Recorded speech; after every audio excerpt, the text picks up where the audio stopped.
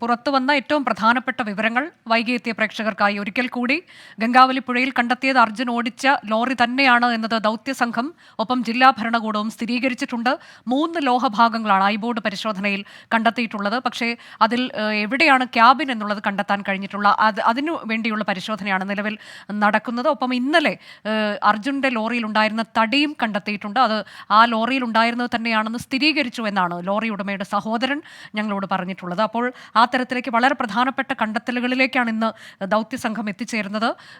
Cabin എവിടെയാണ് എന്നത് കണ്ടെത്തിയാൽ മാത്രമേ ഡീപ്പ് ഡൈവേഴ്സിന് അതനുസരിച്ചുള്ള അടുത്ത നടപടിയിലേക്ക് കടക്കാൻ കഴിയൂ. അത് പക്ഷെ സാധ്യമാകുമോ എന്നതിൽ ആശങ്കയുണ്ട്. അവിടെ അടിയൊഴുക്ക് വളരെ ശക്തമാണ് ഇപ്പോഴും. മാത്രമല്ല മഴയ്ക്കുള്ള സാധ്യതയുമുണ്ട് എന്നാണ് ഞങ്ങളുടെ പ്രതിനിധികൾ തത്സമയ വിവരങ്ങൾ നൽകിയത്. ഞാൻ എസ് വിജയകുമാറിലേക്ക് കൂടി പോകുന്നു. വിജയകുമാർ, ഇപ്പോൾ ഈ ലോറിയുടെ സാന്നിധ്യം അത് കൃത്യമാണ് എന്നുള്ളത് ഔദ്യോഗികമായി തന്നെ പറയുന്നു.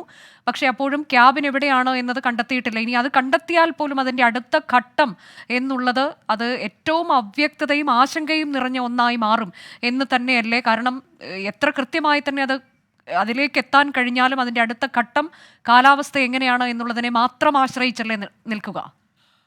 അനുജ, ഉറപ്പായും ഈ മിഷനിൽ ഒരു അനിശ്ചിതത്വമുണ്ട് എന്ന് നമുക്ക് ഈ ഘട്ടത്തിൽ തുറന്നു പറഞ്ഞേ മതിയാവൂ. കാരണം 2-3 തരത്തിലുള്ള പ്രതിസന്ധി ഉണ്ട്. അതിൽ ഏറ്റവും വലുത് ഈ മനുഷ്യ സാധ്യമല്ലാത്ത അല്ലെങ്കിൽ മനുഷ്യനിർമ്മിതമല്ലാത്ത ഈ പ്രതിസന്ധി തന്നെയാണ്. അത് പുഴയിലൂടെ കുത്തിയൊഴുകി വരുന്ന ജലത്തെ ഏതെങ്കിലും തരത്തിൽ അതിനെ തടഞ്ഞു നിർത്തി അവിടെ ഒരു പരിശോധന അസാധ്യമെന്ന് നാവികസേന വ്യക്തമാക്കുന്നുണ്ട്.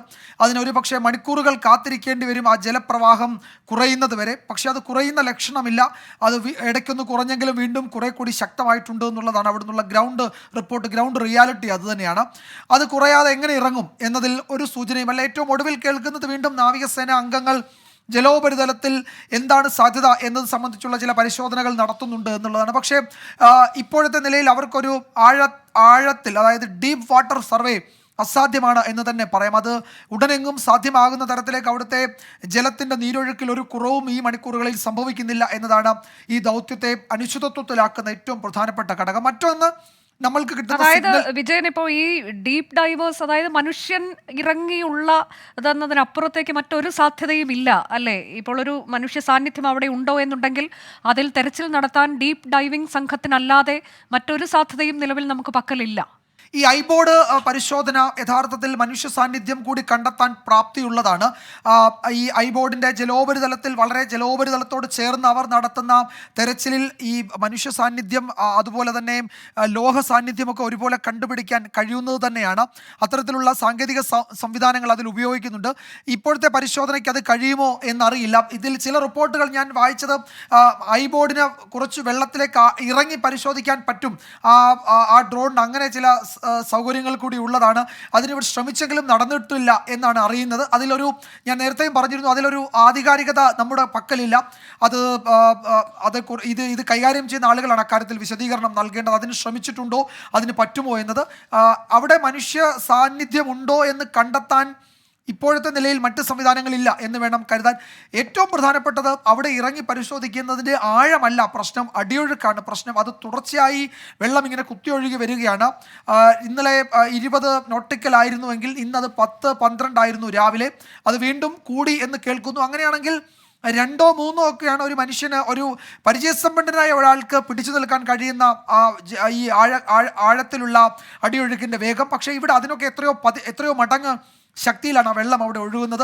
തന്നെയുമല്ല, നാവികസേന പറയുന്നത് അവരുടെ ഇടുങ്ങി ബോട്ടുകൾ അവിടെ നിലയുറപ്പിക്കാൻ പോലും കഴിയുന്നില്ല, അത് താഴേക്ക് തെന്നിപ്പോവുകയാണ്. ഇന്നലെയും ഒരു അപകടം പോലും ഉണ്ടാകുമായിരുന്നു എന്നാണ് പറയുന്നത്. അനൗദ്യോഗികമായി നാവികസേനയിലെ ചില ഉദ്യോഗസ്ഥർ പറയുന്നത് അങ്ങനെയാണ്. അപ്പോൾ അത്തരം ഈ വലിയ റിസ്ക്കാണ് അത്തരത്തിലുള്ള സ്ഥലങ്ങളിലൂടെ ഈ ബോട്ടുകളിൽ രക്ഷാദൗത്യത്തിന് പോവുക എന്നത്. കേവലം ഒരാളെ പിടിച്ച് കയറ്റി കൊണ്ടുവരുന്നത് പോലെ അല്ലല്ലോ ഇത്. താഴെ തട്ടിൽ ഇറങ്ങി അതിൻ്റെ ക്യാബിനിൽ പരിശോധിച്ച് ആളുണ്ടോ എന്ന് നോക്കി ആളിനെ മുകളിലേക്ക് ഉയർത്തിക്കൊണ്ട് വരിക എന്നത് ഇപ്പോഴത്തെ ഈ പറയുന്ന ഇത്രയും വലിയ അടിയൊഴുക്കുള്ള സ്ഥലത്ത് അസാധ്യം തന്നെയാണ്. അവർ അങ്ങനെ തന്നെ അനൗപചാരികമായി പറയുന്നുണ്ട്. അതിൽ ഔദ്യോഗികമായി അവർ ജില്ലാ ഭരണകൂടത്തെ ഈ സമയത്ത് നടക്കില്ല എന്ന് അറിയിക്കുകയും ചെയ്തിട്ടുണ്ട്. ഒരു പ്ലാൻ ബി എന്നതൊക്കെ അവർ ആലോചിച്ചത് ഈ ജലപ്രവാഹത്തെ. വിജയൻ, ഇപ്പോൾ ഇന്നിപ്പോൾ നടത്തിയിട്ടുള്ള ഐബോർഡ് പരിശോധനയിലാണ് അത് പല കുറിയുള്ള പരിശോധന നടത്തി അതിൽ സിഗ്നലുകൾ ഡീകോഡ് ചെയ്തൊക്കെയാണ് ഇപ്പോൾ 3 ലോഹഭാഗങ്ങൾ എന്നുള്ള വളരെ നിർണായകമായ വിവരത്തിലേക്ക് എത്തിയിട്ടുള്ളത്.